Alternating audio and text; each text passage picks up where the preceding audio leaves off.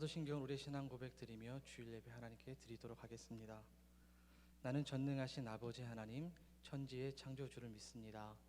나는 그의 유일하신 아들 우리 주 예수 그리스도를 믿습니다. 그는 성령으로 잉태되어 동정녀 마리아에게서 나시고 본디오 빌라도에게 고난을 받아 십자가에 못 박혀 죽으시고 장사된 지 사흘 만에 죽은 자 가운데서 다시 살아나셨으며 하늘에 오르시어 전능하신 아버지 하나님 우편에 앉아 계시다가 거기로부터 살아있는 자와 죽은 자를 심판하려 오십니다.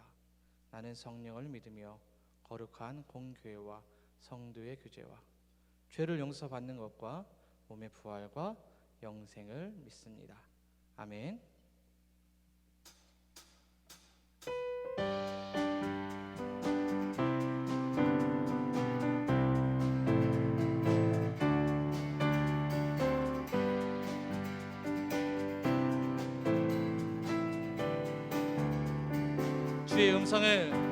주의 음성을 내가 들으니 사랑한다 말일세 믿는 마음으로 주께 가오니 나를 영접하소서.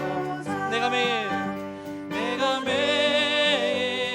십자가 앞에 더 가까이 가오니 그새 주의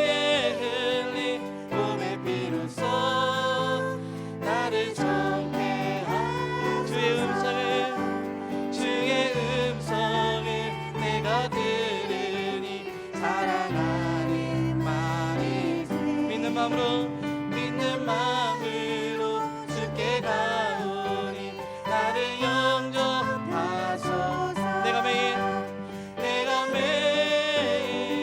십자가 앞에 더 가까이 가오니 그새 주의 흘린 몸의 피로써 나를 정케 하소서.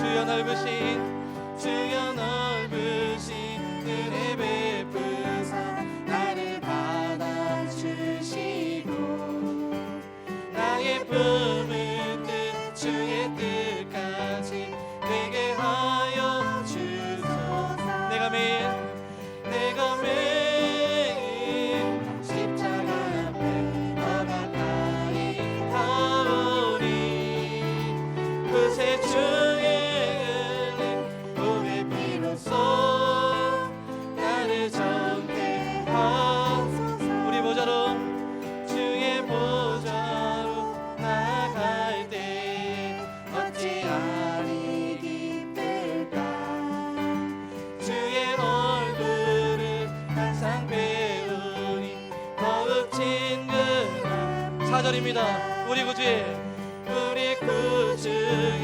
넓은 사랑을 생각할 자 없으며 주가 주시는 참된 기쁨도 헤아릴 수 없도다. 내가 매일 십자가 앞에 더 가까이 가오니 그새 주의 흘린 몸의 피로써 나를 정케. 내가 매일 십자가 앞에 더 가까이 가오니 그새 주의 흘린 몸의 피로써 나를 정케 하소서. 내가 매일 기쁘게 순례의 길 행함은 주의 발이 나를 안보함이요 내가 주의 큰 복을 받는 참된 비결은 주의 영이 함께함이. 성령이 계시네. 할렐루야 함께 하시네. 좁은 길을 걸으며 밤낮 기뻐하는 것 주의 영이 함께. 다시 해보지요. 내가 매일 기쁘게 순례의 길 행함은 주의 발이 나를 안보함이요 내가 주의 큰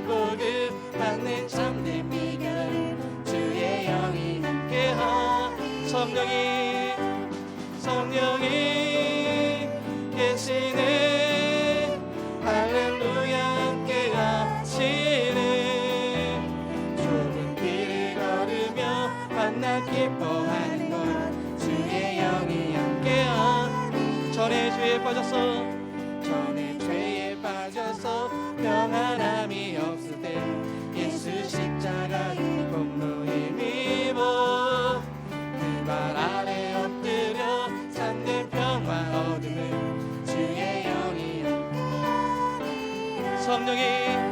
성령이 계시네 할렐루야 함께 하시네 좁은 길을 걸으며 만나 기뻐하는 것 주의 영이 함께하니 나와 동행하시고 모든 염려 하시니 나는 숲의 새와 같이 기쁘다 내가 기쁜 마음으로 주의 뜻을 행함은 주의 영이 함께하니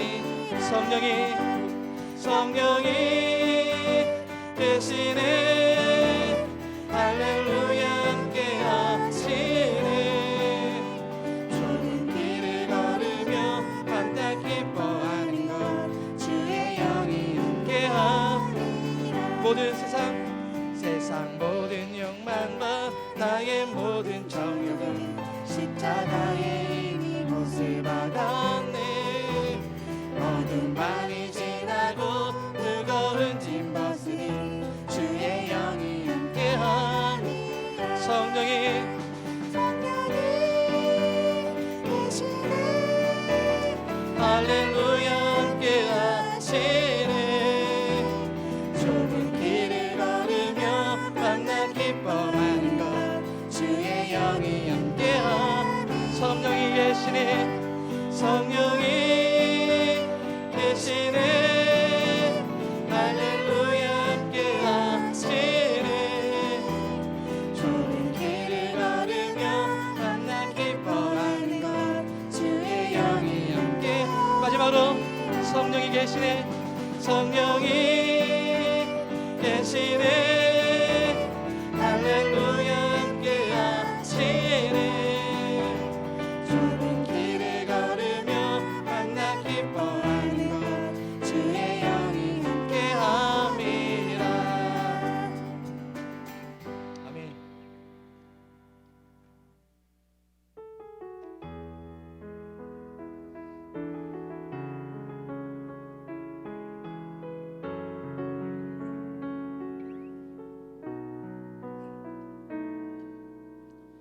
이 세상을 살아가는 동안에 나의 힘을 의지할 수 없으니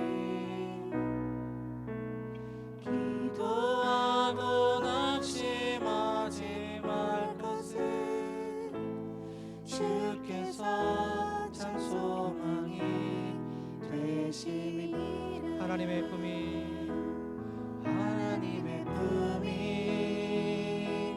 나의 비전이 되고 예수님의 성품이 나의 인격이 되고 성령님의 권능이 나의 능력이 되길 원하고 바라고 기도합니다. 이 세상을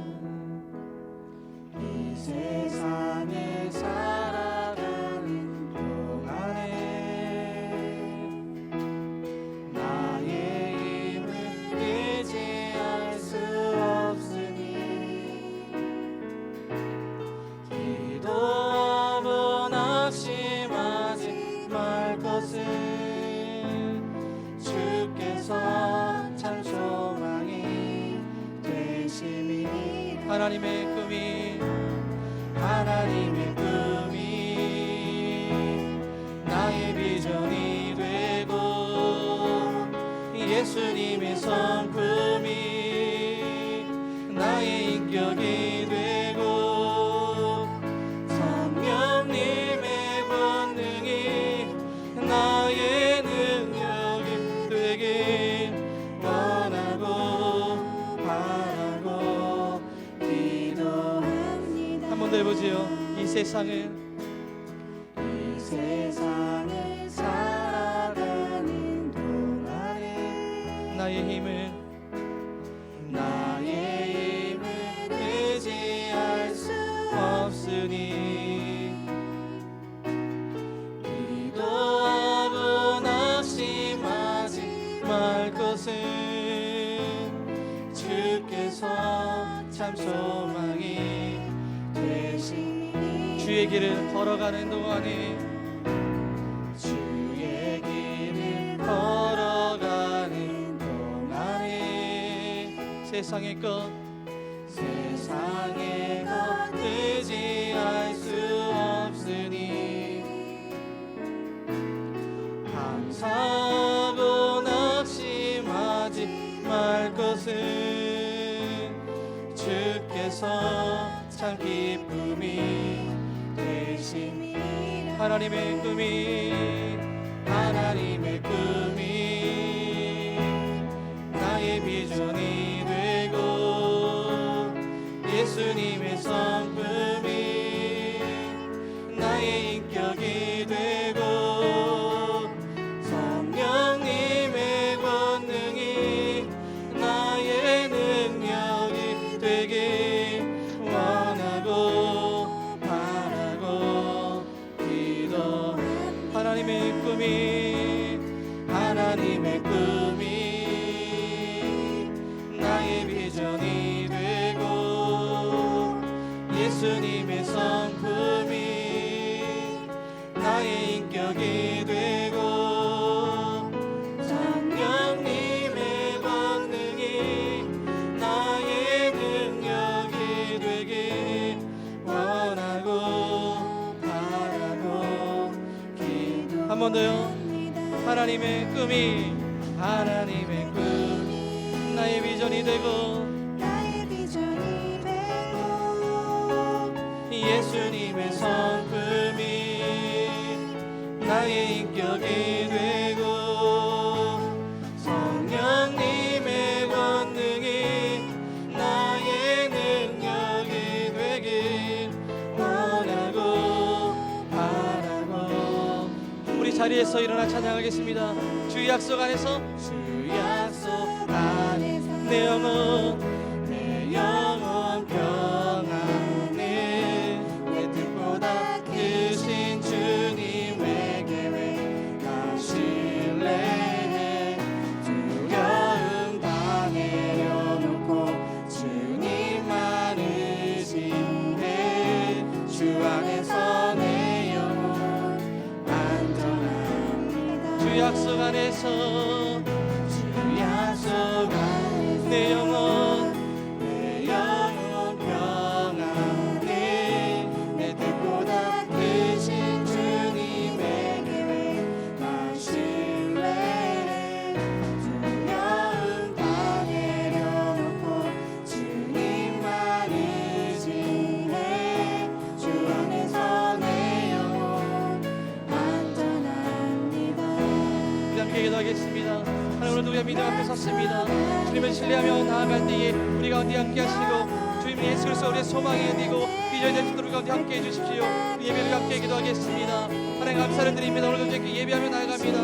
우리 가운데 주의 은혜를 기억하게 하시고 말씀만 해주게 하여 있게 하시도록 인도해 주시길 소망합니다.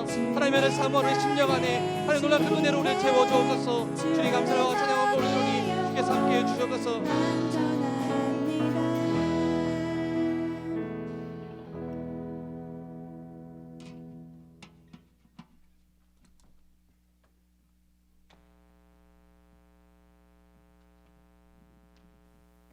사랑이 많으신 하나님, 코로나 바이러스로 산불 연기로 여러 가지 힘든 가운데에서도 주의를 기억하며 예배를 드릴 수 있게 해주셔서 감사합니다. 지난 한 주도 주신 것에 대한 감사함보다는 가지지 못한 것에 불만하며 주님의 뜻이 아닌 제 뜻대로 살았음을 고백합니다. 생각해보면 하나하나 감사하지 않은 것이 없음에도 불구하고 남과 비교하며 세상적인 것을 구하고 주님이 주신 기도가 아닌 저의 욕심의 기도를 드렸음을 회개합니다. 주님, 코로나 바이러스로 인하여 예배도 모임도 어려움에 있습니다. 코로나 바이러스도 두렵지만 혹여나 주님을 향하는 열망하는 마음이 약해지고 다른 곳으로 향해질까 두렵습니다. 주님, 모든 것이 멈춘 것 같은 이 상황에서도 주님은 일하시고 역사하신다는 것을 믿습니다. 그 크신 계획이 무엇인지 묵상하는 우리 성도들이 되게 인도하여 주시옵소서. 주님, 우리 아이들을 위해 기도합니다. 몸이 아픈 성도를 위하여 기도합니다. 마음이 아픈 성도를 위하여 기도합니다.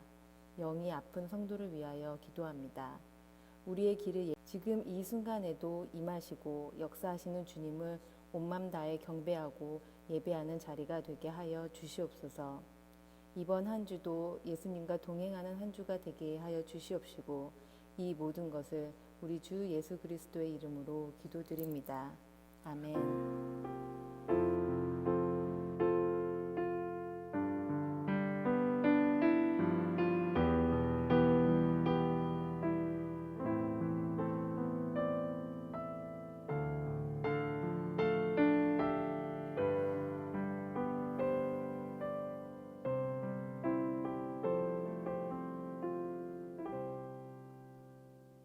교회 소식 전해드리겠습니다. 먼저 교회 소식 하기 전에 확인 한번 하겠습니다.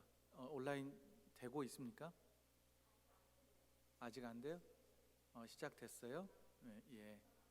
예. 중간에 온라인 스트리밍이 잠시 끊긴 것 같습니다.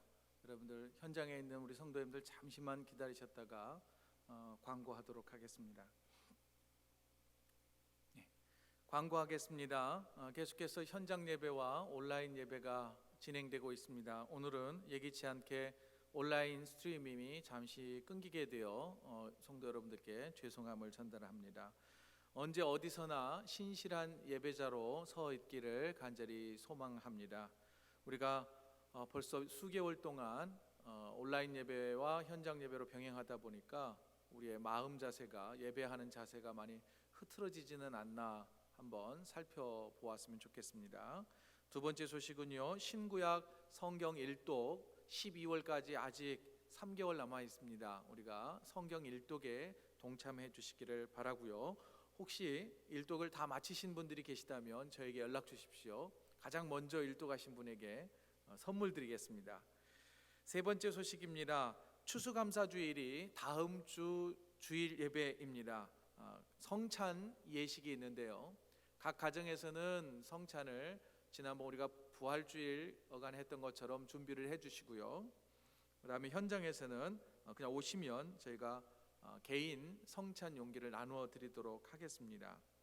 네 번째 소식은요, 추수감사주일 예배 때 드려진 헌금 가운데서 우리가 일부를 코티 153 원주민교회 건축 헌금으로 우리가 선교비로 좀 보내기를 간절히 소원해 봅니다. 지난번 단체 대화방에 코티 153 원주민교회의 개척과 관련된 내용을 한번 업로드를 시켜드렸는데요, 제가 또 한 번 더 재차 업로드를 해드리도록 하겠습니다. 우리가 어려울 때일수록 우리를 위하기보다 지역 사회를 위하여서 또 하나님 나라 확장을 위하여서 협력할 수 있기를 간절히 소망합니다. 다섯 번째는요, 10월 1일부터서 매일 자녀를 위한 매일 기도 자료를 또 SNS를 통하여서 업로드를 해드리고 있습니다. 여러분들 매일 그 기도문을 가지고 자녀들을 위하여 함께 기도하기를 원하고요. 오늘 아침에는 보내드리지 않았고 잠시 후에 우리 자녀들을 축복하는 시간에 그 기도문을 가지고 우리 자녀들을 위하여 기도하도록 하겠습니다. 여섯 번째입니다. 이 광고는 잘 들으셔야 이해가 될 수 있습니다. 10월 현장 예배 안내입니다. 10월 18일 현장 예배는 유스가 예배당에서 예배를 드리도록 하겠습니다. 장년들은 가정에서 온라인으로 예배를 드리시면 되겠습니다. 그리고 10월 25일 10월 마지막 주일은 키즈 목장 가족 현장 예배로 드려집니다. 우리 아이들과 함께 부모님들이 예배당에 나오셔서 현장에서 예배 드릴 수 있습니다. 장년과 육수는 온라인 예배로 드려지게 되겠습니다. 그러니 우리 어른들께서는, 장년들께서는 18일 주일과 25일 주일은 가정에서 예배 드린다라고 생각을 하시면 되겠고요. 18일은 유스, 그리고 25일은 키즈 목장 자녀들이 예배당에서 예배드릴 수 있도록 우리 부모님들께서 협조해 주시기 바랍니다. 교회에서는 이미 광고 드렸듯이 철저하게 소셜 디스턴스 하고 있고요.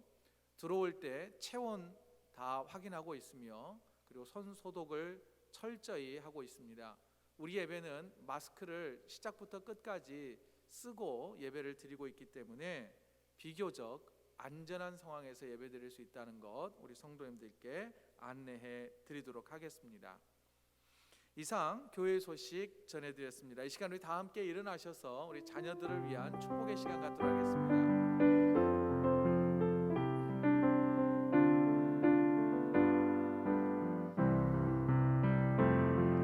여호와는 너에게 복을 주시기를 원하며 너를 지키시기를 원하시며, 여호와는 그 얼굴을 너를 향하여 들으사 은혜와 평강 주시기 원하노라. 너를 보배롭고 존귀하게 여기시는 하나님이 내 삶 속에서 이 약속을 신실하게 이루시리. 땅에 기름진 것으로 하늘에 신령한 것으로 너를 복주시고 지키실 하나님이 너의 영혼 잘 되도록 은혜 베푸시며 평강으로 인도하시리.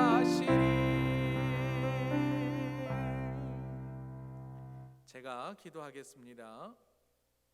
주님, 우리 아이들이 사랑받고 있음을 알게 해 주십시오.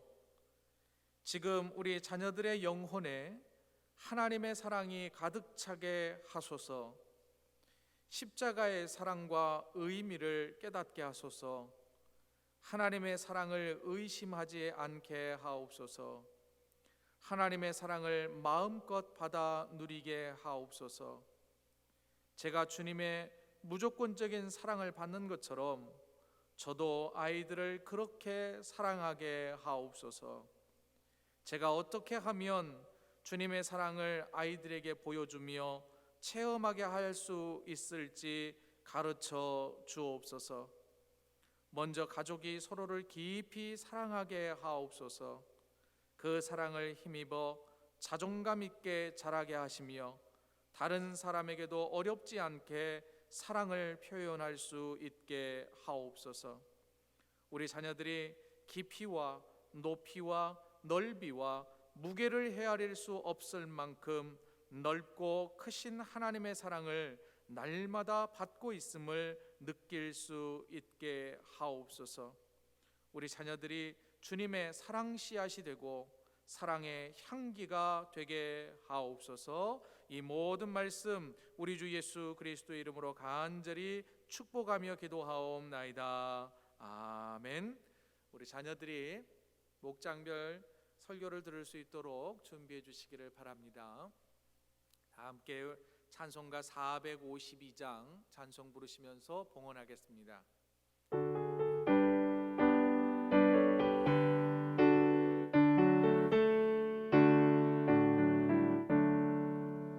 내 모든 소원 기도의 제목 예수님 닮기 원함이라. 예수님 형상 나 입기 위해 세상에 뭐 맡기자네.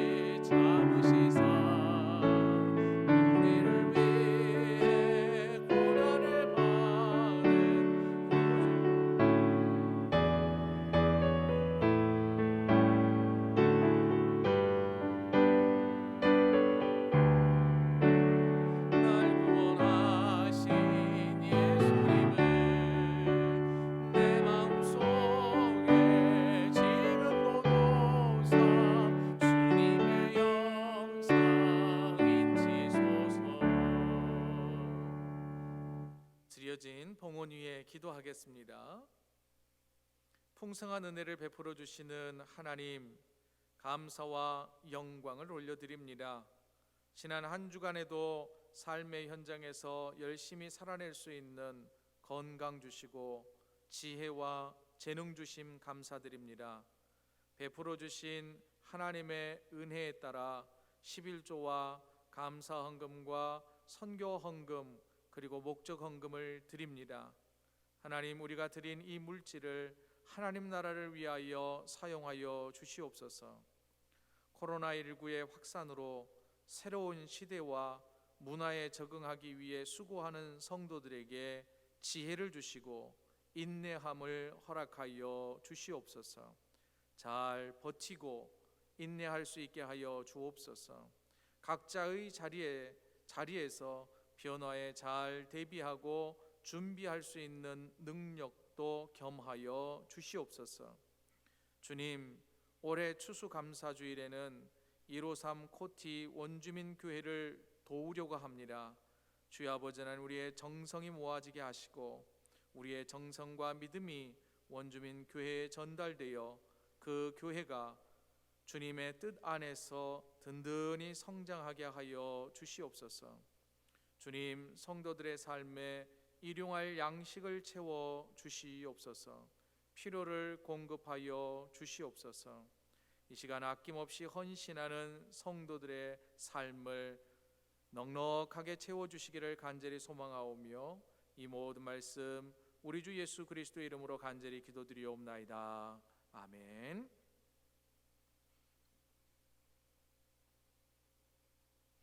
오늘 우리에게 주시는 하나님의 말씀은 구약성경 창세기 42장 1절부터 17절까지의 말씀입니다. 창세기 42장 1절부터 17절까지의 말씀입니다.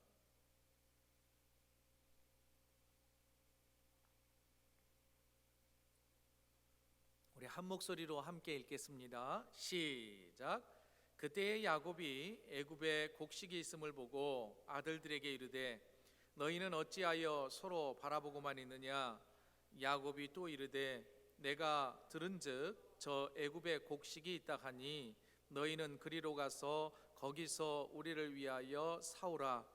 그러면 우리가 살고 죽지 아니하리라 하매 요셉의 형 10사람이 애굽에서 곡식을 사려고 내려갔으나 야곱이 요셉의 아우 베냐민은 그의 형들과 함께 보내지 아니하였으니 이는 그의 생각에 재난이 그에게 미칠까 두려워함이었더라.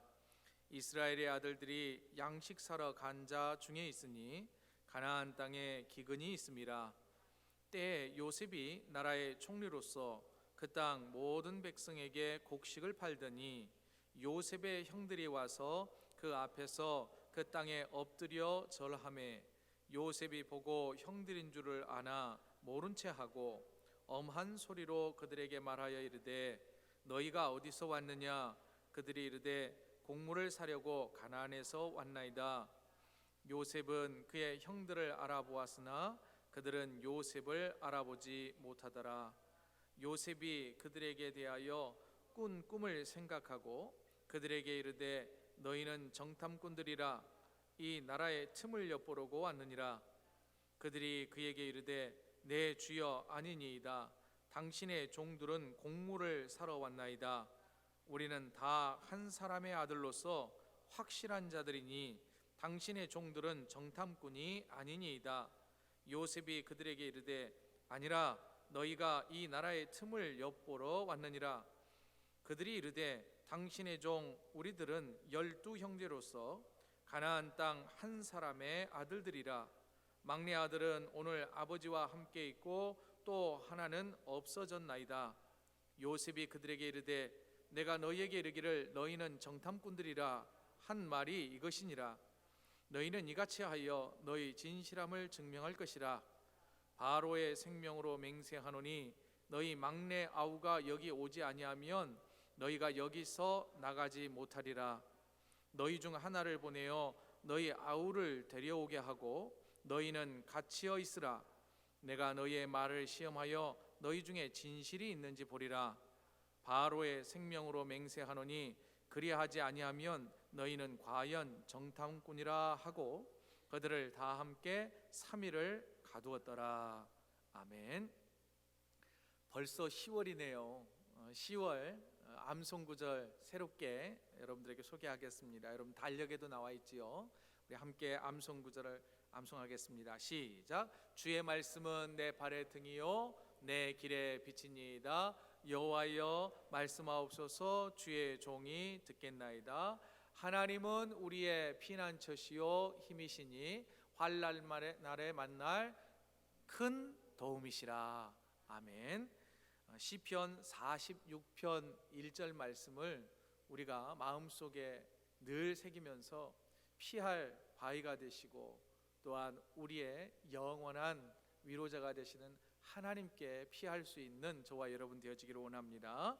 오늘은 요셉 이야기 5번째 시간입니다. 설교 제목을 함께 읽고 말씀 나누도록 하겠습니다. 시작. 요셉 형들과 화해를 시도하다라는 제목으로 말씀 나누겠습니다. 제가 중고등학교 시절에요, 중국 무협 영화를 보면은요 스토리가 대부분 복수극이었습니다. 내용은 이런 것들이죠. 악당의 공격으로 가족의 일부가 희생을 당합니다. 간신히 목숨을 건진 주인공이 무림 고수를 찾아가서 고된 수련을 시작을 합니다. 주인공이 고된 수련을 할 때 포기할까 싶을 때 영화의 장면은 자기 가족들이 희생당하던 그 장면이 계속 이 머리를 스치고 지나갑니다. 그러면서 다시 이내 불끈 두 주먹을 쥐고 열심히 뜁니다. 열심히 걷습니다. 경우에는 물동이를 이렇게 막 들고 훈련을 합니다. 그리고 어느 순간 이 주인공은 날아다니기 시작합니다. 그리고 영화는 Few Years Later 이렇게 자막이 뜨고 난 다음에 이 주인공이 이제 그 악당과 최후의 일전을 벌이게 되죠. 마침내 주인공의 통쾌한 복수로 영화는 끝이 납니다. 여러분, 이런 뻔한 복수 영화처럼 혹시 여러분들은 복수를 꿈꾸고 있지는 않으십니까? 복수를 위해서 내가 지금 힘을 기르고 돈을 모으고 더 많은 지식을 쌓고 있지는 않으십니까? 복수의 대상이 한둘이 아니어서 리스트를 만들어서 어느 사람에게 먼저 복수를 해야 할까? 그 복수의 날을 손꼽아 기다리고 있지는 않은지요? 요셉에게도 복수 리스트가 있었을 것 같아요. 블랙 리스트가. 제 나름대로 리스트를 좀 정해보았는데요, 첫 번째 제 1번이 누구냐면 그의 형들이었을 겁니다. 자신을 노예로 팔아버린 10명의 형들, 기회만 되면 꼭 복수해야지, 아마 그런 마음이지 않았을까 싶습니다. 두 번째는요, 억울하게 옥에 갇히게 했던 보디발의 아내, 내가 힘 있으면 정말 그 안주인마님을 내가 꼭 가만두지 않으리라, 그 마음을 품을 수 있었을 거예요. 세 번째 누굴까요? 먹튀했던, 먹튀가 뭔지 아시죠? 먹고 튀는 사람. 감옥에 갇혀서 이 복직할 수 있을 거라고 하는 꿈의 해석을 해주어서 정말로 술 맡은 관원장이 복직을 했는데, 그때 좀 애굽왕 바로에게 자신의 사정을 좀 잘 말해달라고 그랬는데 까마득히 잊어버렸던 그 술 맡은 관원장이 아닐까 싶습니다. 오늘 본문에는요, 드디어 요셉이 애굽의 총리가 되었습니다. 애굽의 총리가 된 요셉 앞에 남루한 모습의 10명의 청년이 무릎을 꿇고 땅에 엎드려 있습니다. 바로 복수 리스트 1번, 블랙 리스트 1번 그의 10명의 형들이었습니다. 형들에게 복수할 수 있는 절호의 찬스가 찾아온 것이죠. 요셉의 지위와 권력과 그 어떤 것을 다 이용하면 아마 형들에게 당했던 10배, 아니 100배, 1000배의 복수를 할 수 있었을 겁니다. 요셉의 말 한마디였으면 10명의 형들의 목숨은 아마 온데간데 없이 사라졌을 것이겠죠. 하지만 요셉은 그렇게 하지 않았습니다. 요셉은 형들과 화해를 시도합니다. 형들이 스스로 잘못을 인정하고 깨달을 수 있는 기회를 제공합니다. 이 과정을 통해 요셉은 성경에서 모든 믿는 자들에게 주신 직분, 화목하게 하는 직분을 아주 잘 감당하게 됩니다. 저는 오늘 성도 여러분들과 함께 요셉이 형들과 화해를 시도해가는 그 과정을 살피면서 은혜를 나누고자 합니다. 성경을 펼치면 배경에 애굽 온 땅에 그리고 인근 나라에도 7년의 풍년이 지나고 흉년이 찾아왔습니다. 요셉의 지도 아래에서 애굽은 그래도 먹을 곡식이 아직 많이 남아 있었습니다. 하지만 주변 나라들은 상황이 보통 심각한 것이 아니었습니다. 요셉의 고향 땅 가나안 땅도 역시 흉년을 피해갈 수는 없었고 가족들이 굶어가기 직전에 이르게 되었습니다. 식량을 구하지 않으면 얼마 가지 않아서 가족들이 모두 굶어 죽을 그런 형편에 처해지게 됐습니다. 아버지 야곱의 걱정이 늘어만 갑니다. 이미 100세가 다 넘어가서 이제 상늙은이가 되었는데 40이 넘은 아들들은 곡식을 구해올 생각은 하지 않고 그저 걱정만 하고 거드름만 피우고 있었던 것으로 보여집니다. 다행히 야곱에게 애굽에 가면 곡식을 살 수 있다고 하는 소식이 들렸습니다. 그래서 아들들을 불러 모읍니다. 야, 이놈들아, 다 굶어 죽게 생겼는데 지금 뭐 하고 있는 거냐? 이 늙은 애비만 쳐다본다고 곡식이 나오느냐? 저 애굽에 가면 곡식이 있다더라. 어서 가서 곡식을 좀 사와 하면서 아들들을 호통칩니다. 야곱의 10명의 아들들이 이제 아버지의 명을 받들어 애굽으로 식량을 구하기 위하여 길을 떠났습니다. 그런데 이때 막내 동생 베냐민만은 함께 가지 않았습니다.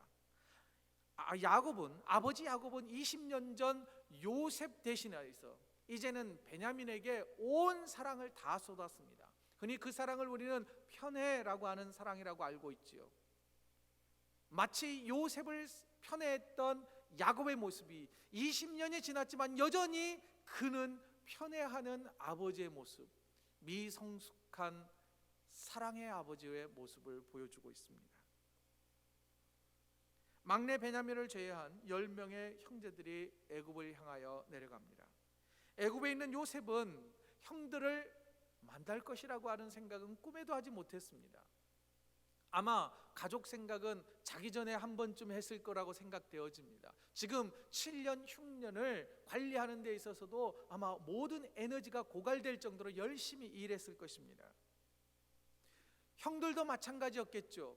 애굽에 가서 누가 아마 죽었을 거라고 생각을 했을 겁니다. 요셉을 만나리라고 하는 생각도 못하고 상상도 못하고 애굽을 향하여 내려갔습니다. 누구만 알고 있었을까요? 오직 하나님만 알고 계셨습니다.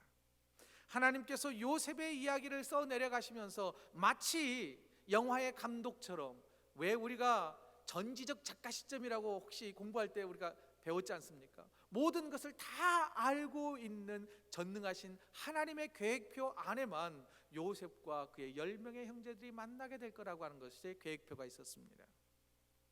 사랑하는 성도 여러분, 그거 아십니까? 하나님은 요셉이 알지 못하는 순간에도 그의 형들을 만나도록 하나님은 섭리하셨고 계획하셨다는 것입니다. 사실 이런 건 뭐냐면 요셉의 인생의 시간표는 누구의 손에 달려 있는 겁니까? 하나님 손에 달려 있는 겁니다.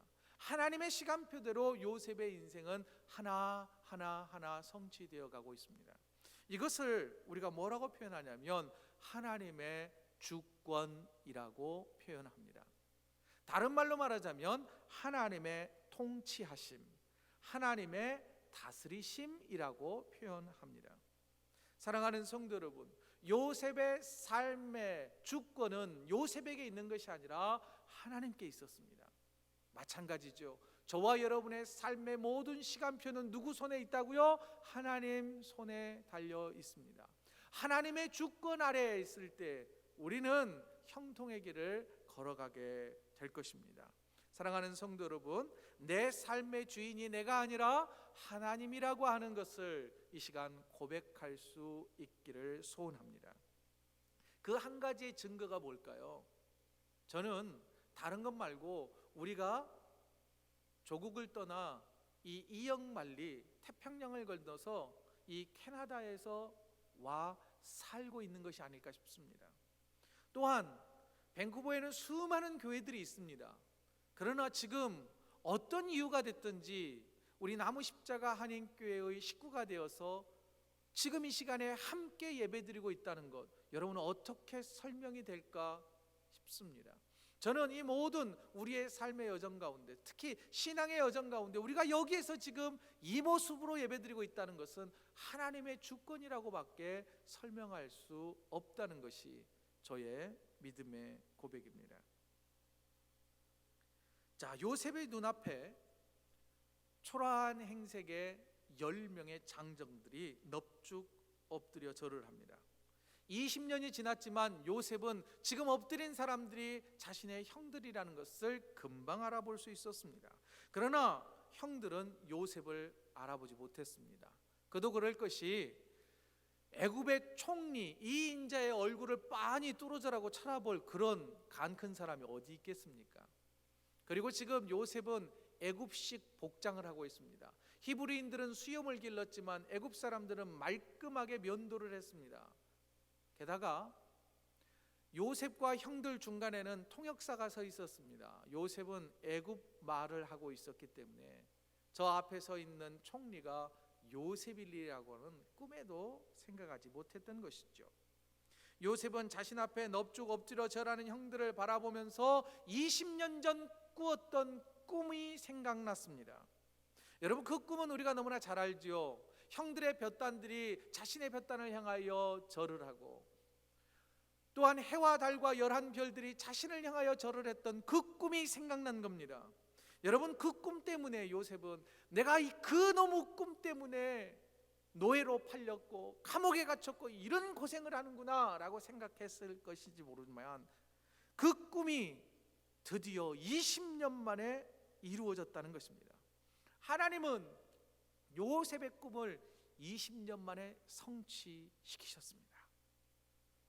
여러분, 하나님의 때가 언제일지 모르나 우리의 꿈과 비전도 하나님의 계획표 가운데서 이루어지는 그런 은혜가 있기를 주의 이름으로 축원드립니다. 자, 형들을 알아본 요셉은요, 곧바로 자신의 정체를 밝히지 않습니다. 대신 요셉은 형들과 진정한 화해를 차근차근 이루어갑니다. 여러분, 여기에서요, 왜 요셉이 자신의 정체를 곧바로 밝히지 않고 상당한 기간 동안, 적어도 몇 개월을 연장하고 나중에서야 가서 내가 요셉이라고 밝히게 될까요? 특히 여기에서 이제 용서와 화해라고 하는 입장에서 좀 생각해 보기를 원합니다. 여러분, 흔히 용서해야 한다라고 할 때 특히 비그리스도인들은 그리스도인인 우리에게 이렇게 이야기합니다. 하나님이 70번씩 7번까지 용서하라 그랬어. 이럴 때는 그런 것도 잘 알아요. 집사님이잖아, 나 용서해야지 하면서 강요를 합니다. 목사님이 용서하셔야죠. 저는 성도예요. 여러분, 강요된 용서는 용서가 아닐 수 있죠. 가해자는 이미 잊어버렸지만 피해자는 여전히 고통 가운데 있는데 피해자에게 용서하라고 강요하는 것은요, 이거는 더 큰 폭력이 될 수 있습니다. 또 하나, 나는 그리스도의 사랑으로 이미 용서할 준비가 됐습니다. 그런데 가해자인 당사자가 용서받을 준비가 안 된 거예요. 특히 자신의 잘못에 대해서 깨닫지 못해요. 그런데 내가 주님의 사랑으로 용서를 해버려요. 그 용서는 의미 있는 용서가 될까요? 아니요. 공중에 흩어져 버리는 용서가 될 수 있단 말입니다. 요셉은 지금 강요된 용서가 아니라 준비된 용서, 용서받을 대상자들이 자신의 죄에 대하여, 잘못에 대하여서 수긍하고 서로 화해의 과정을 통하여서 진정한 용서를 이루기를 원했던 것입니다. 그래서 요셉은 형들이 직접 내가 잘못했다고, 내가 잘못했노라고 인정할 수 있는 기회를 제공해요. 요셉은 그래서 의도적으로 형들을 애굽 땅을 정탐하러 온 스파이라고 죄목을 막 뒤집어 씌웁니다. 당시요 식량이 애굽에만 넘쳐났거든요. 그래서 주변 국가에서 자꾸 약탈을 자행하는 일들이 있었습니다. 그러니 형들에게 스파이라고 하는 것도 터무니없는 그런 죄목은 아니었을 겁니다. 왜냐하면 한꺼번에 10명의 장정들이 찾아왔으니까요. 애굽 총리의 말에 겁에 들린 형들이 이제 자신들을 변호하기 시작을 합니다. 절대 그렇지 않습니다. 우리는 한 아버지를 가진 10명의 형제들입니다. 그러면서 물어보지도 않았는데 아버지 야곱과 동생, 막내 동생 베냐민 이야기까지 다 요셉에게 제공을 해요. 우리 아버지는 계시는데요, 아직 살아있고, 그 다음에 동생은 지금 아버지와 함께 있습니다. 그리고 한 명 동생이 있었는데 그 동생은 사라져 버렸습니다. 그러자 요셉이 말합니다. 너희가 스파이가 아니라면 남아있는 그 막내 동생 데려와서 증명하라. 아니에요. 어떤 아버지가 자식 아들 10명을 스파이로 보낼 그런 어리석은 아버지가 어디 있겠습니까? 만일 발각되면 모든 자식들 다 죽게 되는데 그러면 가문이 멸절하는 거 아니겠습니까? 그러자 요셉이 논리 싸움을 해요. 막내 동생 남아있다며, 막내 아들이 애 낳아서 가문을 충분히 이어갈 수 있는데 무슨 소리야 하면서 뒤로 물러서지 않습니다. 결국 요셉은 형제들을 감옥에 가두게 됩니다. 그런데 여기에서요, 형들과 요셉의 대화 중에 요셉의 가슴을 후벼 파는 표현이 있습니다. 그건 뭘까요? 한 아이가 있었는데 동생 하나는 사라졌습니다. 요셉은 없어진 존재였습니다. 형들에게 있어서는 잊혀진 존재였습니다. 아니, 10명의 형들에게 요셉은 잊고 싶은 존재였던 것이죠. 이 말이 얼마나 요셉의 가슴을 후벼 팠을까요? 누가 없어져? 내가 이렇게 버젓이 눈 시퍼렇게 뜨고 서 있는데, 당신도 눈앞에 서 있는 내가 요셉인데 세상에 나에게 그런 말을 할 수 있어? 똑똑히 한번 쳐다봐. 내가 요셉이라니까. 여봐라, 저 사람들을 모두 다 데려다 목을 쳐라. 이렇게 해도 시원치 않았을 것입니다. 다시 한번, 가해자들은 쉽게 잊을지 모르겠으나 피해자는 그렇지 않습니다. 오랫동안 상처를 품고 살아간다는 것 우리가 기억할 필요가 있겠습니다. 요셉은 형들을 스파이 죄목으로 3일 동안 옥에 갇히게 됩니다. 옥에 갇힌 형들이 어떻게 지냈는지 성경은 말해주지 않습니다. 그런데 분명 그들이 요셉을 떠올리며 대화를 했던 것으로 보여집니다. 애굽 총리가 이제 3일이 지난 뒤에 그들을 불러내립니다. 모두 다 갇힐 것이 아니라 한 명만 남기고 나머지는 돌아가라. 그래서 시므온이라고 하는 둘째 형이 붙잡히게 됩니다. 이렇게 형제들은 감옥에 갇혀 있게 됐고, 감옥에 있던 3일 동안 형제들이 요셉에게 했던 말 가운데 오늘 본문인 21절이 중요합니다. 형제들이 서로 말합니다. 우리가 요셉을 물동이에 던져버렸을 때 요셉이 형 살려줘 살려줘 살려줘, 그 애원하는 소리를 듣고도 우리가 외면했고 보고도 못 본 척했는데 지금 우리가 그 꼴을 당하고 있는 거야. 우리가 그 죄의 책임을 지금 당하고 있는 거야. 큰형 루벤이 말합니다. 내가 그때 요셉에게 그렇게 하지 말자 그랬잖아. 그렇게 하지 않았어야 되는데, 너희들이 내 말 듣고 나도 더욱더 적극적으로 너희들을 말렸어야 되는데 나 때문이야. 요셉이 다 듣고 있다는 것도 모른 채 형들은 20년 전 자신들의 잘못과 죄를 스스로 인정하기 시작합니다.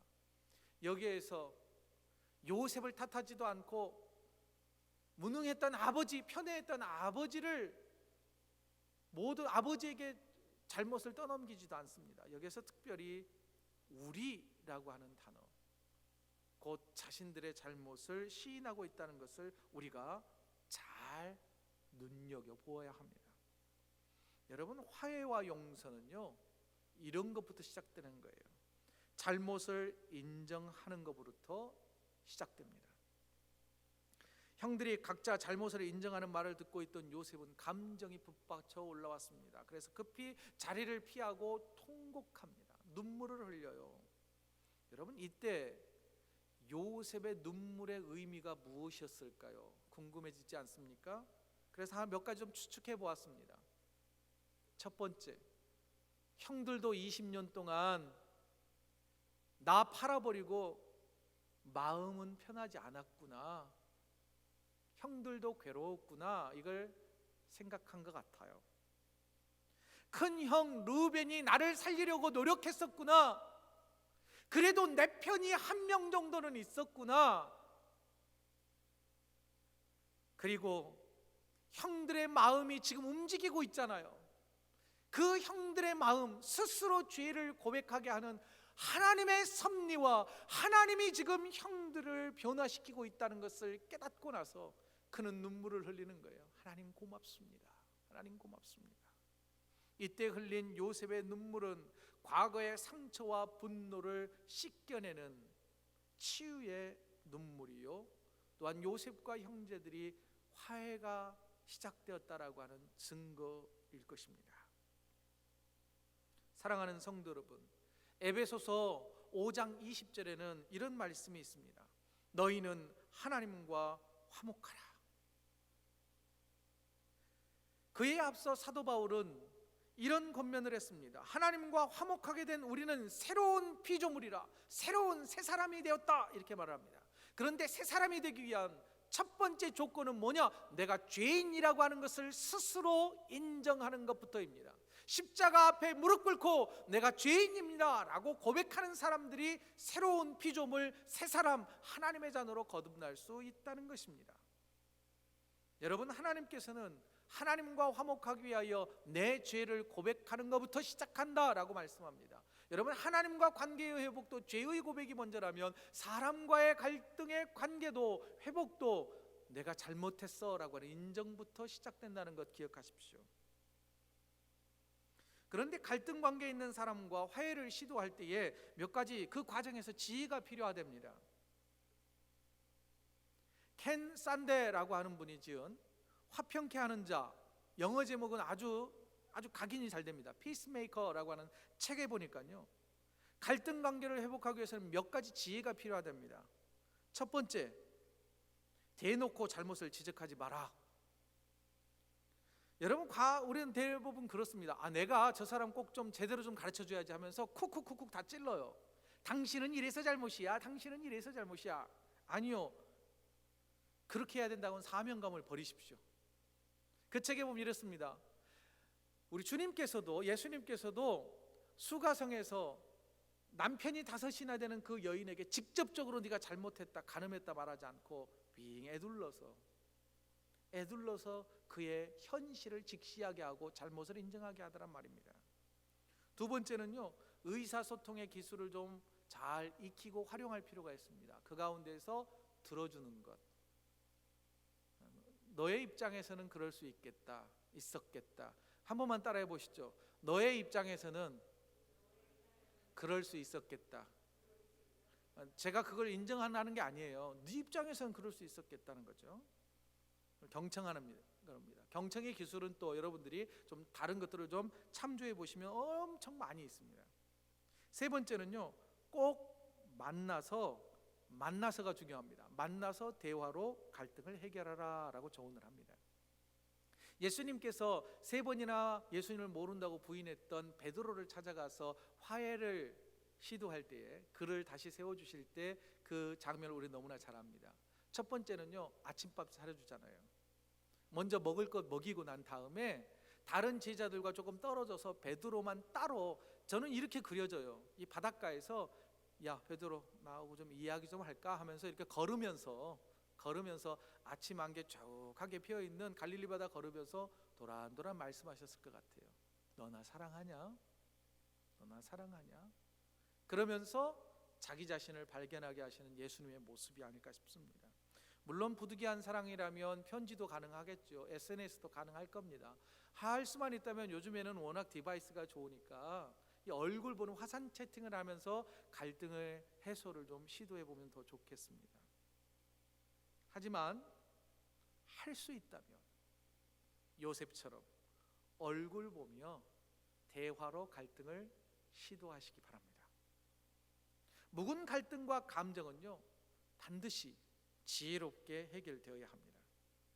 먼저 나를 위해 그리고 상대방을 위하여서 이 갈등은 해결되어야 합니다. 그러기 위해서는 하나님께서 나에게 화목하게 하는 직분을 주셨다라고 하는 이 사실을 늘 기억해야 할 것입니다.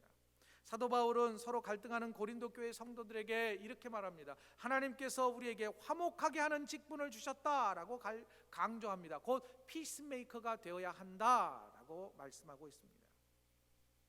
이런 직분 잘 감당할 수 있는 지혜와 용기 주시라고 기도하는 저와 여러분 되어지기를 원합니다. 오래전 일입니다. 성도 한 분이 전화로 불평을 쏟아내기 시작을 했습니다. 만나서 이야기합시다 라고 계속해서 설득을 했지만 실패했습니다. 소용이 없었습니다. 한 2시간 정도 일방적인 전화 통화가 계속되었습니다. 그리고 그날로 관계가 끝이 났습니다. 그때 제가 많이 힘들었던지 통화가 끝나고 거울을 보니 양쪽 눈에 실핏줄이 다 터져버렸습니다. 그 뒤로 저는 그분 만나는 것이 두려웠습니다. 한 번은 못 본 채 하고 피하기도 했습니다.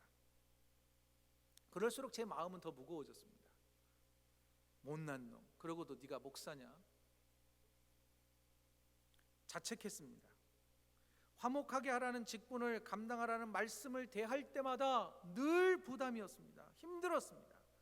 그래서 오랫동안 믿음 주시라고, 다시 만나면 피하지 않게 해달라고, 화목하게 하는 직분, 화해할 수 있는 힘과 믿음과 지혜를 달라고 기도했습니다. 그리고 의사소통에 대하여서도 많이 공부했습니다. 그러던 어느 날 예고 없이 기회가 찾아왔습니다. 추운 겨울 어느 날 바삐 어딘가를 향하여 가는 그분이 보였습니다. 제가 가슴이 쿵쾅거렸습니다. 그냥 모른 채 해버릴까? 그냥 피하면 편할 텐데. 쿵쾅거리는 그 가슴, 갈팡질팡, 두 마음이 갈팡질팡했습니다. 그런데 용기를 냈습니다. 용기를 내어 큰 소리로 안녕하세요 불러 세웠습니다. 저는 한참 서서, 추운 날이었는데 장갑을 끼지 않고 있어서 그분의 손을 붙잡고 한참 그간에 어떻게 살았는지, 아이들은 잘 지내고 있는지 대화를 이어갔습니다. 그리고 헤어지기 전에 제가 이렇게 말했습니다. 기도하시게요. 그분은 저를 빤히 쳐다보며 놀란 얼굴로 여기서요? 거기는 주차장이었습니다. 많은 사람들이 왕래하는 곳이었습니다. 그래서 제가 그랬습니다. 예, 사람들이 보면 좀 어떻습니까? 기도하시게요. 그분도 마다하지 않고 그분과 저는 추운 주차장에서 한참 동안 온 마음과 뜻을 다해 기도를 했습니다. 그 뒤로 저는 마음이 자유해졌습니다. 그리고 그분을 이제는 두려운 마음은 갖지 않고 편한 마음으로 얼굴을 대할 수 있게 되었답니다. 오늘 말씀을 정리하겠습니다. 오늘 본문 속 요셉은 화목하게 하는 직분을 너무도 멋지게 감당했습니다. 요셉은 서두르지 않았습니다. 형들의 잘못을 대놓고 지적하지도 않았습니다. 형들이 스스로 잘못을 인정할 수 있도록 방법을 찾아서 하나씩 묶여있는 매듭을 풀어갔습니다. 요셉은 형들이 스스로 죄를 고백하고 인정했습니다. 그리고 그때부터 관계가 풀리기 시작했습니다. 사랑하는 성도 여러분, 화해는 잘못을 인정하는 것부터 시작됩니다. 갈등의 원인은 그런데 상대방에게만 있는 게 아닙니다. 예수님은 이렇게 말씀하셨습니다. 내 눈 안에 있는 들보를 먼저 빼내는 것으로 관계가 시작된다는 것을 기억하라.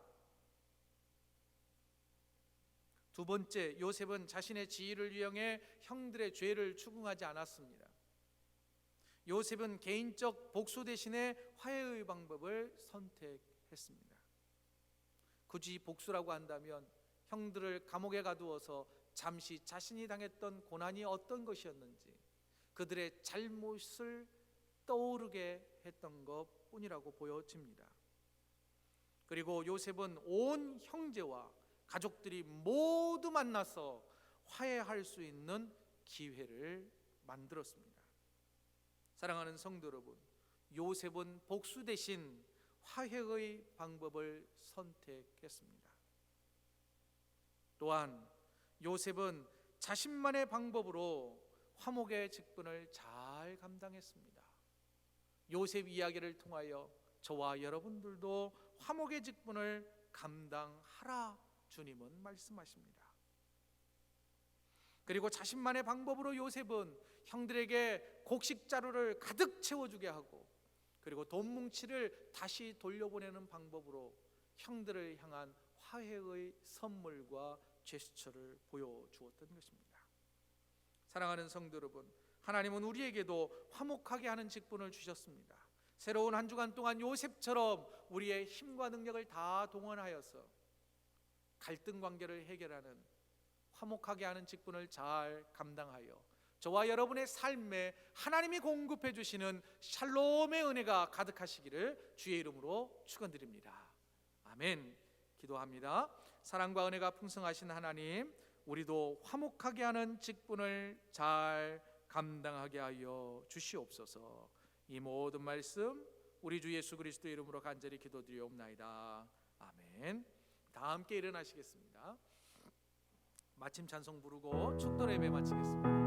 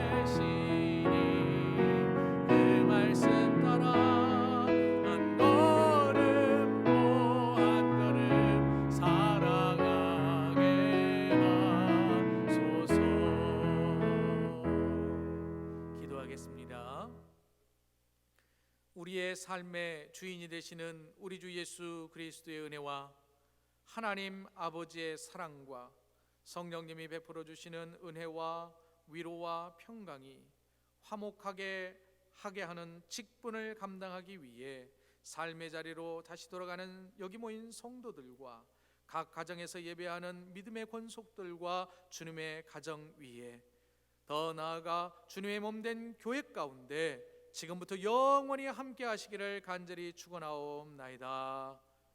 아멘.